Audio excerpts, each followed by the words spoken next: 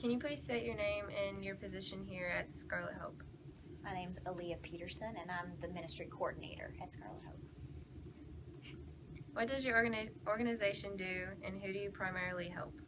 So we are a faith-based nonprofit ministry to women who've been exploited by the sex industry. So the people we reach are mostly women, and they're women that are working either as strippers and exotic dancers, prostitutes, illegal massage parlor workers, and then even those who have been truly trafficked and sold in the industry.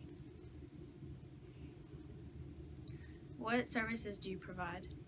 So the first thing we do is outreach. So we're trying to meet the women where they are, getting connected to them, building relationships, and that's often trying to meet them in their workplaces. So we weekly do homemade dinners that we take to women before they start their shifts and things like that to get to know them. And then secondly, we really want to be a resource to them. So even if we haven't met them, but our number and our name gets to them and they call us, we want to be a support to them, whether it's helping them find different housing, or if they are interested in a new job and new opportunities, we help them find that and build up their careers. But we also offer grocery assistance and free counseling and classes and things like that. And then most importantly, we have weekly Christian community that we try to bring them into so that they can really experience a family and experience what it's like to know God. And so we do that through just weekly events, hangouts, things like that, Bible studies, stuff for their kids to do, just a lot of stuff like that. So that's mostly what we've been doing the last 8 years, but just recently, in the last few months, our newest addition is actually starting a business within our organization that specifically gives jobs to women, because besides their need for God's love, their greatest need is a new way of making money and providing for their family. So we now have just added a business that's a bakery to hire ladies as well. Wanted to volunteer there. Yeah? Yeah, that seems cool. We were really interested in that place, but then we asked and they said that we were too young. Yeah. We have to be 18 or 20. Well, maybe in a year or two. Yeah. Then, what is the most difficult part of your job? Probably some of the women, the way their lives are that have led them to the industry, or the reason they can't get out is because of just a lot of hardship, a lot of trauma, a lot of things like that. And some of them, even when we are trying to connect them to stuff, they're not ready to make those changes.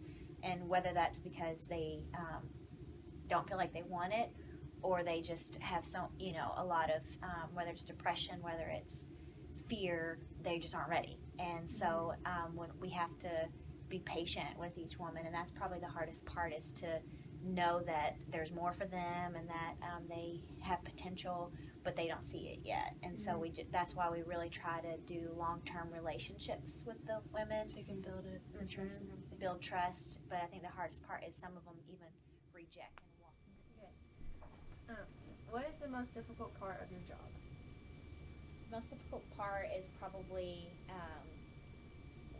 each woman kind of has a different place she's in and a different timing for recovery and being ready to make changes. And so it's hard to watch some women not be ready to make those changes, or even to reject and deny the support we're trying to give them. And that's often because of fear, because of what they're going through mentally and emotionally and all of that.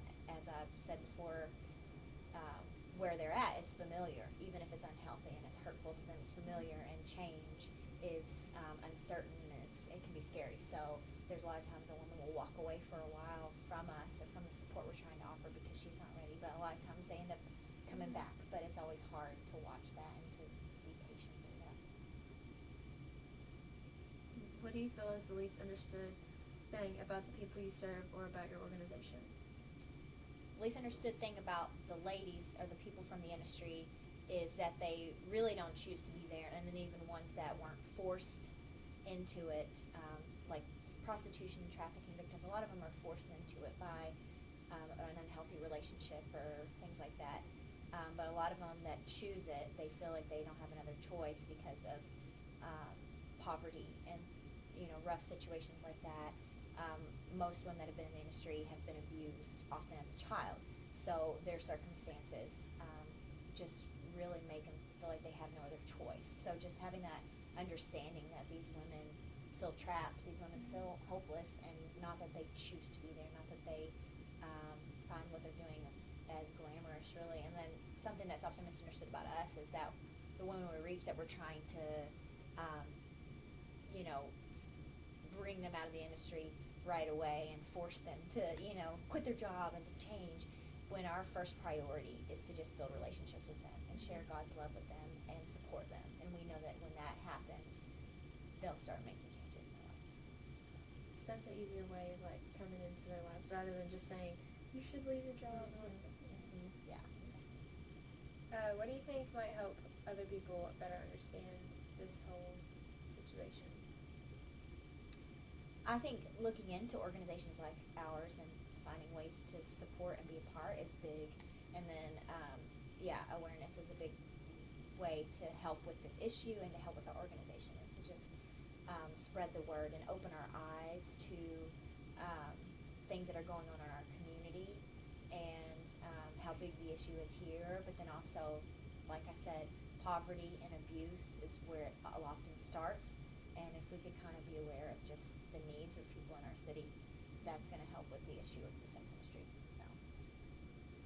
So, why do you think this particular injustice continues to happen in our world?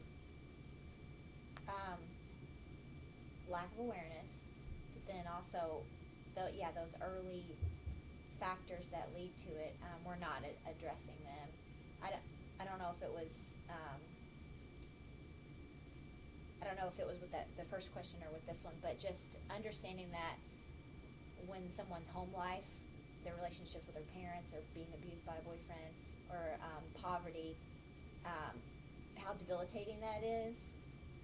We need to get to kind of the roots of that. And so that's what we try to do with women that have already experienced it. We try to offer counseling and support and recovery. But if we could begin to, prevent that by helping the home life and helping people that are in poverty and need before they get to the industry, that's going to curb it. But until that happens, all of this is a very addictive cycle. So a lot of the children of women that are in the industry, they go in the same footsteps of their parents. Even young boys of women in the industry work in the industry in some way, or end up, treating women similar to what they've always seen. So. What are some factors that contribute to this happening? I probably answered it. Yeah. Abuse, and poverty, all of that. And then because of lack of awareness, women think that that's all that they can do.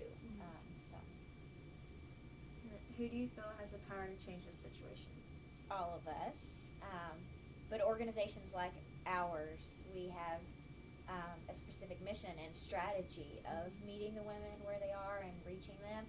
So if we could get more support, both financially as well as manpower, people that want to help, people that want to help us carry out the programs we do, that's how the women are going to be reached. But I do think every single human being taking a stand for, just the value of women and how destructive the sex industry can be, us all being aware and taking a stand for that will make a difference.